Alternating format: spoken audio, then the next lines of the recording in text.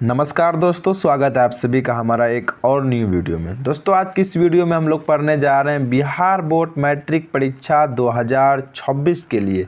क्या पढ़ने जा रहे हैं दोस्तों? तो हम लोग पढ़ने जा रहे हैं विज्ञान में 20 मोस्ट इम्पोर्टेंट ऑब्जेक्टिव प्रश्न पढ़ने जा रहे हैं। दोस्तों ये 20 वैसे ऑब्जेक्टिव प्रश्न हैं जो कि आपका बिहार बोर्ड 2026 के लिए अति महत्वपूर्ण ऑब्जेक्टिव प्रश्न है। दोस्तों अगर आप 20 ऑब्जेक्टिव प्रश्नों को सही से पढ़ते हैं, अगर इस वीडियो को आप शुरू से लेकर एंड तक देखते हैं, तो 20 में से मैं आपको ये 100% दिलासा दिला सकता हूँ कि 5 ऐसे ऑब्जेक्टिव प्रश्न आपको मिलेगा जो सीधे आपका बोर्ड एग्जाम 2026 में देखने को मिलेगा। इसीलिए दोस्तों इस वीडियो को आपको शुरू से लेकर एंड तक देखना चाहिए। मैं दोस्तों इसलिए एक छोटा सा टाइटल रखा है कि दम है तो 20 में से आप 20 सही करके दिखाइए। दोस्तों इस वीडियो को स्टार्ट करने से पहले मैं आप सभी से एक रिक्वेस्ट करना चाहूँगा, अगर आप लोग चैनल पे पहली बार आए हैं तो चैनल को सब्सक्राइब जरूर कीजिएगा। अगर आप लोगों को वीडियो पसंद आएगा तो वीडियो को लाइक जरूर कीजिएगा। तो चलिए दोस्तों हम लोग बिना देर किए हुए इस वीडियो को स्टार्ट करते हैं और अपना सभी प्रश्नों को बारी बारी से पढ़ने की प्रयास करते हैं। तो दोस्तों हम लोग पहुंच चुके हैं प्रश्न पे। तो हमारा देखिए सबसे पहला प्रश्न क्या कह रहा है, दाढ़ी बनाने में कौन सा दर्पण उपयुक्त होता है। दोस्तों हम लोग जो नाई के यहाँ जाते हैं दाढ़ी बनाने के लिए, तो वहाँ पे कौन सा दर्पण लगा हुआ रहता है? तो वहाँ पे दोस्तों हमारा अवतल दर्पण लगा हुआ रहता है। कौन सा दर्पण? अवतल दर्पण। इसका क्या कारण है दोस्तों? तो अवतल दर्पण हमारा क्या करता है, तो बड़ा प्रतिबिंब बनाता है, इसीलिए नाई लोग क्या करता है, तो अवतल दर्पण का उपयोग करता है। चलिए हम लोग क्वेश्चन नंबर 2 की ओर बढ़ते हैं। क्वेश्चन नंबर 2 देखिए दोस्तों हमारा क्या कह रहा है, विद्युत फ्यूज विद्युत धारा के किस प्रभाव पे कार्य करता है। विद्युत फ्यूज दोस्तों विद्युत धारा के किस प्रभाव पे कार्य करता है, तो ये दोस्तों ऊष्मीय प्रभाव पे कार्य करता है। ऑप्शन नंबर ए राइट हो जाएगा। चलिए हम लोग क्वेश्चन नंबर 2 की ओर बढ़ते हैं। क्वेश्चन नंबर 2 देखिए दोस्तों क्या कह रहा है, अम्ल का पीएच मान होता है। इम्पोर्टेंट क्वेश्चन है दोस्तों, आप याद रखिएगा। अम्ल का पीएच मान हमारा 7 से क्या होता है दोस्तों, तो कम होता है। ऑप्शन नंबर ए राइट हो जाएगा। वहीं पे अगर हमको पूछ लिया जाए कि क्षार का पीएच मान कितना होता है, तो क्षार का पीएच मान दोस्तों हमारा 7 से अधिक होता है। वहीं अगर पूछ ले कि उदासीन विलयन का पीएच मान कितना होता है, ना ही अम्ल और ना ही क्षारे जब कोई विलयन रहता है तो उसका मतलब वो उदासीन विलयन रहता है, तो उसका पीएच मान कितना होता है, तो 7 होता है। अम्ल का पीएच मान 7 से कम, क्षार का पीएच मान 7 से अधिक, उदासीन विलयन का पीएच मान 7 के बराबर। आप याद रखिएगा 3 प्रश्न में से कोई एक प्रश्न आपका बोर्ड एग्जाम में जरूर पूछेगा। तो चलिए हम लोग क्वेश्चन नंबर 4 की ओर बढ़ते हैं। क्वेश्चन नंबर 4 देखिए दोस्तों हमारा क्या कह रहा है, किस धातु को चाकू से सरलता से काटा जा सकता है। देखिए दोस्तों 2 ऐसे मेरे धातु है जिसको हम चाकू से क्या कर सकते हैं, तो आराम से काट सकते हैं। पहला लिथियम, दूसरा सोडियम। तो यहाँ देखिए लिथियम नहीं है तो हमारा आंसर यहाँ पे क्या हो जाएगा, सोडियम हो जाएगा। इसीलिए ऑप्शन नंबर डी हमारा क्या हो जाएगा, तो राइट हो जाएगा। चलिए हम लोग क्वेश्चन नंबर 5 की ओर बढ़ते हैं। क्वेश्चन नंबर 5 देखिए दोस्तों हमारा क्या कह रहा है, ऑक्सीजन के 2 परमाणु के बीच कितने आबंध पाए जाते हैं। देखिए दोस्तों इस क्वेश्चन को आप ट्रिक से भी याद रख सकते हैं। कैसे? 2 परमाणु बोला है, सीधे आपको ऐसे ही पूछेगा 2 परमाणु के बीच कितने आबंध पाए जाते हैं। 2 बोला है तो इसका मतलब 2 आबंध पाया जाएगा।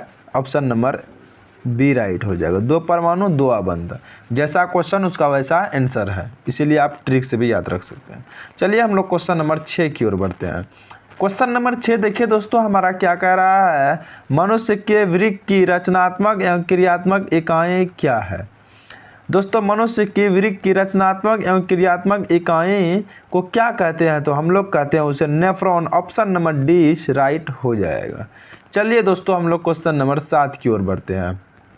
क्वेश्चन नंबर 7 देखिए दोस्तों हमारा क्या कह रहा है, 2 तंत्रिका कोशिका के माध्यम खाली स्थान को कहते हैं। देखिए दोस्तों 2 कोशिका रहता है, उसके खाली स्थान को हम लोग क्या कहते हैं, तो उसके खाली स्थान को हम लोग स्नैप्स कहते हैं। स्नैप्स। ऑप्शन नंबर 20 राइट हो जाएगा। चलिए हम लोग क्वेश्चन नंबर 8 की ओर बढ़ते हैं। क्वेश्चन नंबर 8 देखिए दोस्तों हमारा क्या कह रहा है, शुक्राणु बनता है। शुक्राणु दोस्तों हमारा कहाँ बनता है, तो ये दोस्तों हमारा बनता है विरेशन में ऑप्शन नंबर ए राइट हो जाएगा। चलिए हम लोग क्वेश्चन नंबर 9 की ओर बढ़ते हैं।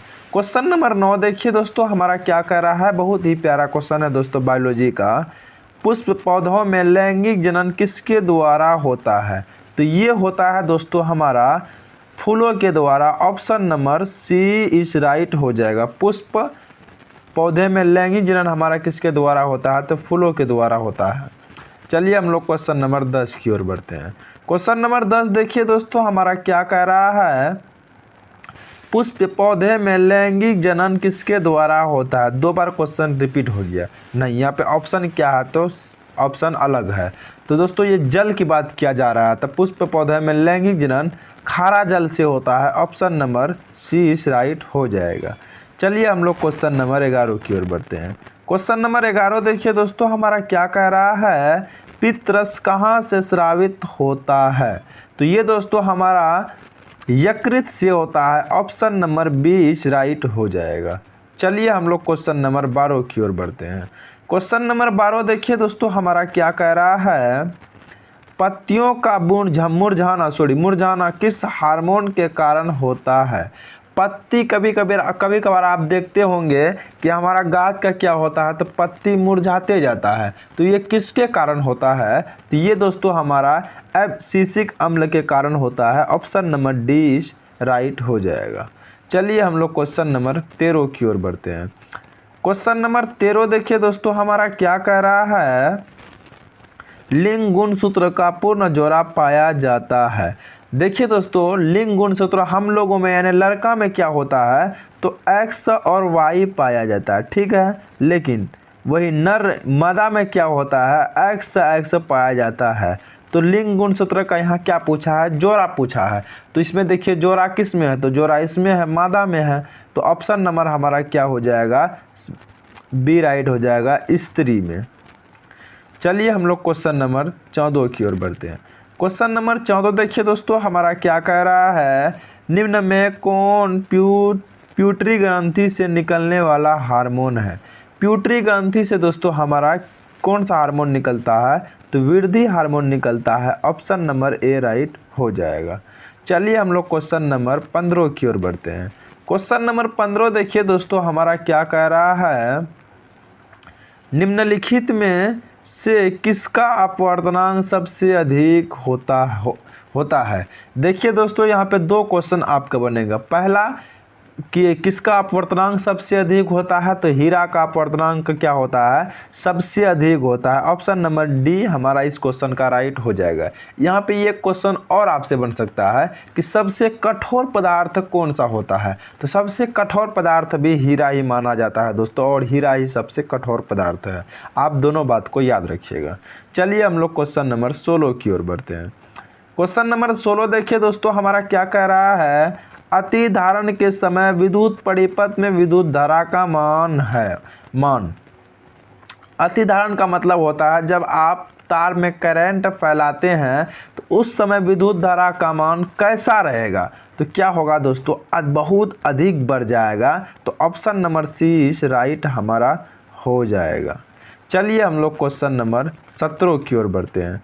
क्वेश्चन नंबर 17 देखिए दोस्तों हमारा क्या कह रहा है, वृक्क का आकार होता है। तो वृक्क का आकार कैसे होगा दोस्तों, तो वृक्क का आकार वृक्क के ही आकार का जैसा होगा। तो ऑप्शन नंबर ए हमारा राइट हो जाएगा। इसका आंसर सीधे आप क्वेश्चन को ही उल्टा दीजिए, आपका आंसर बन जाएगा।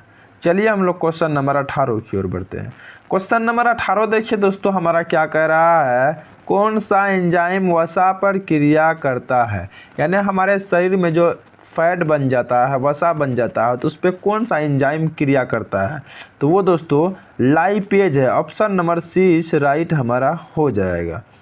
चलिए हम लोग क्वेश्चन नंबर 19 की ओर बढ़ रहे हैं।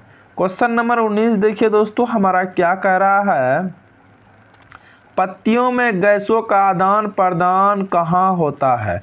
पत्तियों में गैसों का आदान प्रदान दोस्तों हमारा रंध्र द्वारा होता है। ऑप्शन नंबर 20 राइट हो जाएगा। चलिए हम लोग क्वेश्चन नंबर 20 की ओर बढ़ते हैं। क्वेश्चन नंबर 20 देखिए दोस्तों हमारा क्या कह रहा है, निम्नलिखित में कौन सा एक उभयलिंग जंतु है? उभयलिंग का मतलब पहले आप समझ लीजिए दोस्तों। वैसे जीव जिसके पास नर और मादा यानी दोनों का गुण पाया जाता है तो उसे हम लोग उभयलिंग कहते हैं।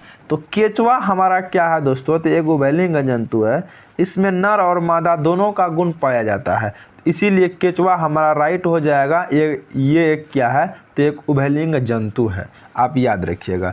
तो यही था दोस्तों हमारा 20 ऑब्जेक्टिव प्रश्न। आप बताइए कि 20 में से आपका कितना सही हुआ। अगर दोस्तों 20 में से आपका 20 सही हुआ तो आपका साइंस बहुत ही अच्छा है। अगर आपका इससे कम हुआ है तो आप और मेहनत कीजिए, कोई गलत बात नहीं है कि आपका 20 में से कम सही हुआ, 19 सही हुआ, 18 सही हुआ, 16 सही हुआ, 15 सही हुआ, कोई दिक्कत नहीं है। आप थोड़ा सा और मेहनत कीजिए, आप भी 20 में से 20 सही कर सकते हैं।